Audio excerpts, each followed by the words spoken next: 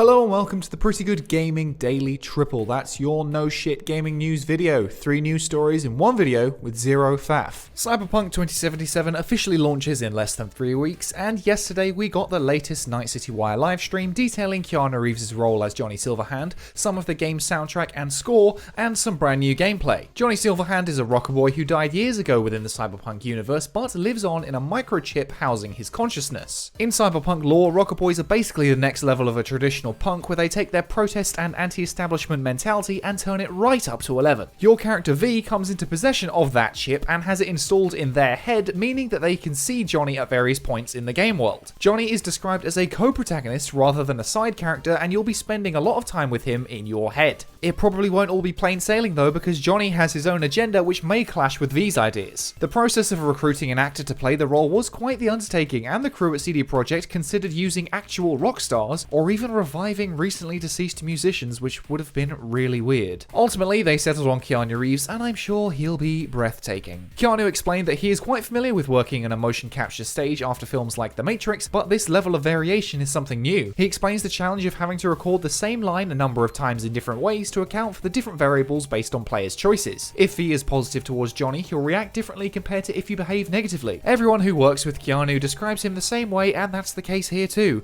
Professional, focused, committed, and charming. Keanu is Keanu.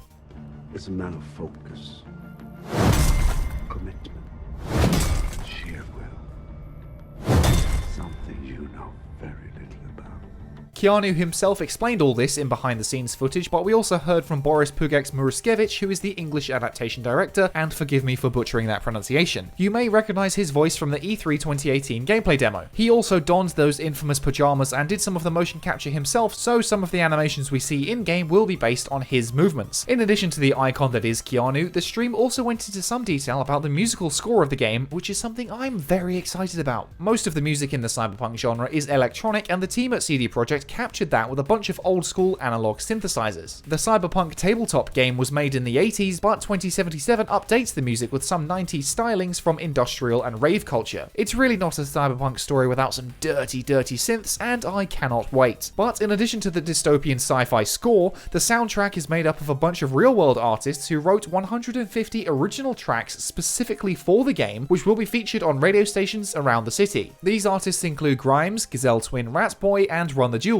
CD Projekt has also released a 6-track Cyberpunk EP which features some of the original score, and that's available right now. You can find a link to Spotify in the description. Copyrighted music can also be disabled in the settings to avoid DMCA issues, which is always beneficial to people who make content from the game. The stream then discussed the Jali technology, which is powering the facial animation. This software translates audio input into the character model and will adjust based on a number of attributes, including language and mood. We've all seen terrible faces that are out of sync with the voices, but this technology will supposedly solve that issue. The game will be playable in 10 different languages at launch, so you'll have to wait and see if it pulls it off in your language. Users of CD Projekt's PC gaming store GOG will unlock additional in-game items, but these are available to everyone on any platform. So if you're playing on the old or new consoles, just create a GOG account on your computer and you'll be able to claim these rewards, including a Witcher-themed jacket, even though you won't really be able to see it as the game is exclusively first person. I'm still convinced we may see a third-person mode coming after launch. Finally, the stream closed out with a new gameplay trailer. Once again, this is highly edited and curated rather than being an uncut sequence, but it shows us some more of what we have already seen, as well as some brief glimpses of new stuff. The game is an RPG first and foremost, not a shooter. You can spend attribute points on reflexes, body, technical ability, intelligence, and cool. It also looks like you have perk points which can be used to boost your proficiency with weapons in the categories shotguns, rifles, and blades. The game allows you to specialize in different builds and emphasizes playing your way, but a lot of games make that promise, so we'll see if this one lives up to it. I certainly hope so. The game describes the premise of the game's story, that you have come into possession of a chip with Johnny Silverhand on it, which is now in your head, as well as the vibe of the city itself. It's full of gangs, corporate agents, hustlers, religious cultists, politicians, as if they're different, and all manner of criminals. V is a mercenary with no affiliation to anyone, so you can play as you choose and pick your own side within the city. And that's basically it for the 5th and final Night City Wire livestream. Cutting down 30 minutes of content into less than 5 minutes is pretty impressive if I do say so myself. And next up, with Cyberpunk launching on December the 10th, most games have been clearing out of its path to avoid being crushed by the juggernaut. However, Square Enix doesn't seem to care, as it's launching its first bit of DLC for Marvel's Avengers just 2 days before Cyberpunk comes out. Who the hell is going to be playing that?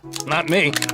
Despite losing almost its entire player base over the past few months, Square Enix and Crystal Dynamics are hoping to get people back in by releasing a new playable character in the form of Kate Bishop. Why they're leading with her and not someone more popular is beyond me, but here we are. Square Enix recently shared a gameplay deep dive telling us all about the character. The expansion, called Taking Aim, will introduce Kate Bishop, played by Horizon Zero Dawn's Ashley Birch, and will focus on some time travel shenanigans. Clint Barton, the original Hawkeye, is supposedly stuck in a different timeline, and it's Kate's job to get him out. You know, standard ridiculous comic booky stuff. That's something the game actually got right. It's an appropriately daft plot. Her primary weapon is a bow and arrow as well as a sword, and she also has a short-range teleport ability which helps with navigation and combat. She can fire different arrow types with razor arrows, scatter-shot arrows, and explosive arrows. Despite her having a similar arsenal to Hawkeye, she has her own unique heroics, finishes, and intrinsic abilities. She can deploy a holographic decoy which can be detonated, she can use warp arrow to teleport and cause an explosion on landing, and she can power up all her moves with quantum energy for her ultimate. She also appears to be fighting an Iron Man, Thor, Captain America hybrid known as the Super Adaptoid, which will be the new boss coming to the game. This Taking Aim add-on will form an operation. Operations are meant to follow the format of comic book issues or seasons of a TV show,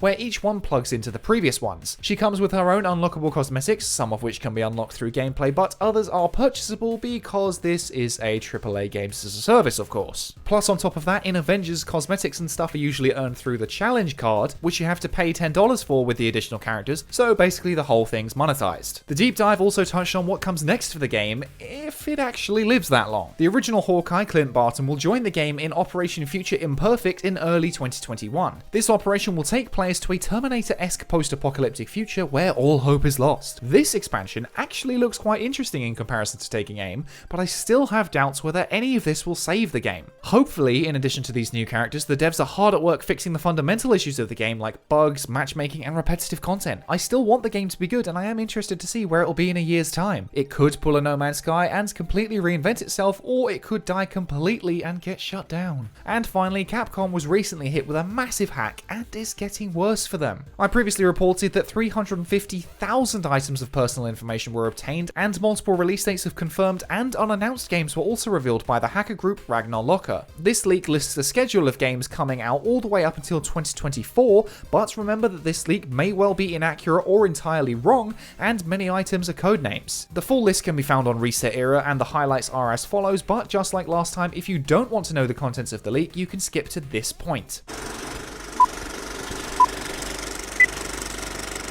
Resident Evil Outrage Q4 2021, Dragon's Dogma 2 Q2 2022, Street Fighter 6 Q3 2022, Rockman Match, which is Mega Man, in Q3 2022, Resident Evil 4 Remake Q4 2022, Onimusha New Work Q4 2022, Monster Hunter 6 Q2 2023, Biohazard Apocalypse Q3 2023, Super Street Fighter 6 Q4 2023, Final Flight Remake Q2 2024, Power Stone Remake Q3 2024, Ultra Street Fighter 6 Q4 2024, and Resident Evil Hank Q4 2024. Obviously, there are questions of the legitimacy of this leak, but 3 versions of Street Fighter 6 planned before the game is even announced? Yep, that sounds like Capcom to me. There are some notable standouts on that list, but my personal highlight is a Power Stone remake. Please, Capcom, make it so. Some of these titles were in the previous info dump, but many of them are new names, so check out Wednesday's video for more details on the Capcom leak. Once again, this could all be inaccurate, but if it's true, it's definitely an exciting time to be a Capcom fan. And that's it for today. If you like this no shit format, go ahead and give the video a like to give it a boost, hit subscribe and the bell to stay notified about all future installments.